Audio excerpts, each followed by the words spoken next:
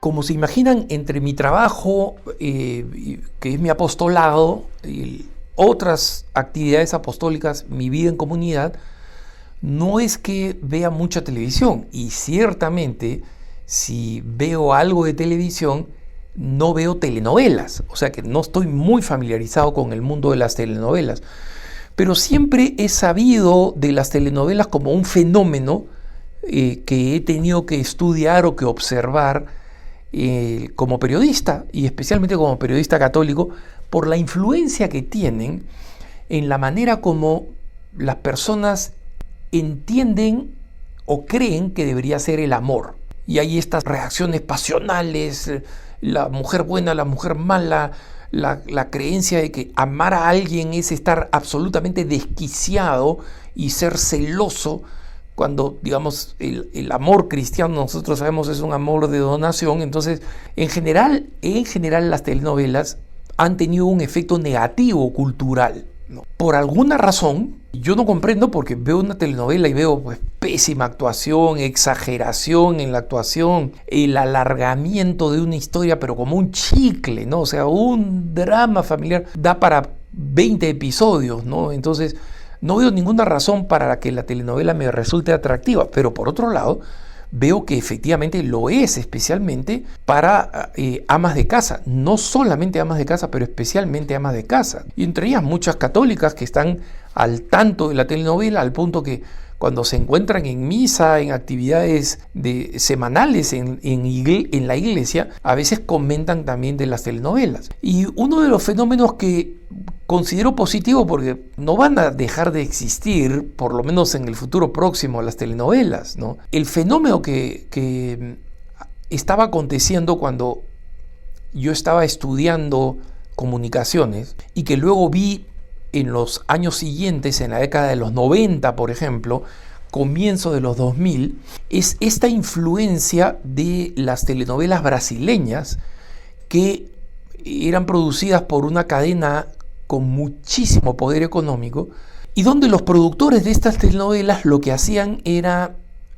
gastar cada vez más dinero para hacerlas más espectaculares, ¿no? Aviones, helicópteros entraban, o sea, ya no solamente se producía en estudios, en habitaciones cerradas, sino se salía a producir afuera.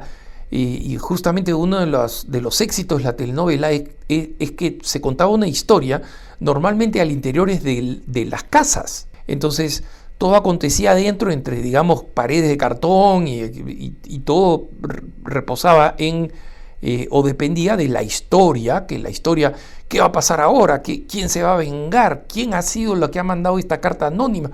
Era todo basado en la narrativa, ¿no? Había una ventaja en eso, porque, digamos, hacía que la narrativa fuera más importante, pero esta producción brasileña comenzó a traer esta cuestión imponente, ¿no? De producciones que se volvieron más costosas, que costaban más, atraían más público, producían más dinero y en consecuencia más o menos que se justificaba la inversión. Y esto creó un nuevo estándar, digamos, para crear telenovelas en México, otro de los países donde se crean telenovelas, algunas en Colombia, y este estándar, digamos, al mismo tiempo que introducía estos elementos de más lujo, de más exceso, también introducía elementos de mucha más sensualidad y sexualidad. Y en consecuencia, las telenovelas, que por la hora en que se transmitían, normalmente, digamos, entre el mediodía y temprano en la noche,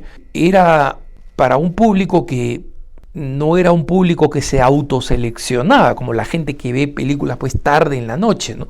Y en consecuencia trataban de mantener algo de decencia, ¿no?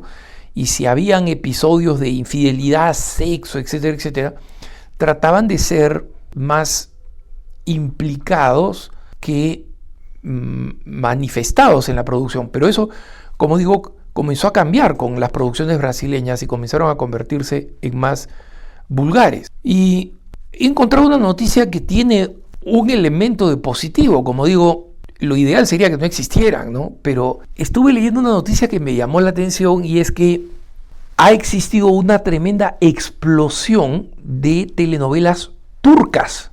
Y esto me sorprendió porque después vi que telenovelas turcas han sido dobladas a varios idiomas, entre ellos el español. Pero también hay telenovelas turcas que han sido dobladas al italiano, que han sido dobladas al francés, al portugués, y que han comenzado a tener un éxito tremendo. Y lo curioso es que estas telenovelas turcas, en su gran mayoría, más o menos desde el 2014, ¿no? Es decir, en los últimos 10 años, han reproducido, han rehecho 40 telenovelas surcoreanas y 10 telenovelas japonesas, es decir, 50 telenovelas asiáticas. Y en la cultura asiática en general, la idea no es este exhibicionismo, ¿no? Hay mucha más cautela, especialmente en Corea del Sur, mucha más cautela en la manera como se presenta la imagen femenina, y en consecuencia los dramas están más relacionados a conflictos intrafamiliares, a las tensiones entre ricos y pobres, entre cosas que reflejan un poquito más la realidad. No digo que sean buenas, pero reflejan un poquito más la realidad, y que son mucho más centradas en el romanticismo que en el contenido sexual, mucho más. Y esto es por razones básicamente culturales. ¿Y por qué terminaron siendo en Turquía? Porque resulta que el doblaje del coreano o del japonés, por un lado, y por otro lado, los ambientes, ¿no?, culturales, arquitectónicos, la vestimenta, etcétera, del sudeste asiático, de Corea o de Japón, no es algo con el cual el resto del mundo, especialmente pensemos en América Latina o Estados Unidos, se identifique. Entonces, los coreanos han creado estos buenos dramas, estas buenas historias, pero los turcos, que en términos de empresa están más cerca de Europa, han decidido, vamos a hacerlo esto con un entorno completamente occidental, ¿no? Es decir, que sea como sería cualquier casa en cualquier ciudad europea o latinoamericana, y han adquirido los derechos de producción con el cual, digamos, todo el mundo gana, los que hacen las novelas coreanas, y los turcos solamente se concentran en reproducirlas, o sea, en hacerlas de nuevo. Y algunas de estas telenovelas rehechas por los turcos han llegado a venderse en 100 países alrededor del mundo, ¿no? Y los turcos se aseguran que puedan ser vendidas también en otros países musulmanes, y en consecuencia el tema de la sexualidad se ha bajado muchísimo de tono comparado con las de origen, pues, brasileño, las de origen europeo, etcétera, ¿no? Pero cualquiera diría, bueno, pero si le bajas el tono a lo que aparentemente atraía a la gente, ¿no?, las telenovelas no se deberían vender, pero se venden y son exitosas. Y esto quiere decir que la creencia de que el sexo y la vulgaridad son indispensables para vender entretenimiento es falsa. Y como digo, el hecho de que el romanticismo, a veces exagerado, digamos, dramatizado, ¿no?, más allá de lo normal, de lo natural, pero el hecho de que el romance, el enamoramiento, el cortejo, las tensiones, las expectativas, ocupen un papel mucho más importante. Uno de los productores, en este artículo que leía, uno de los productores principales de estas novelas turcas, han dicho que la demanda de estas telenovelas, que son, como digo, rehechas, ¿no?, de Corea, ha crecido en 184% entre el 2020 y el 2023. Y mientras que algunos que están importando telenovelas directamente de Corea del Sur, porque son un poco más baratas, han crecido en 73%. Es decir, estas telenovelas, en resumen, han comenzado a convertirse en dominantes. Estas telenovelas con contenido sano, decente, han comenzado a convertirse en novelas dominantes.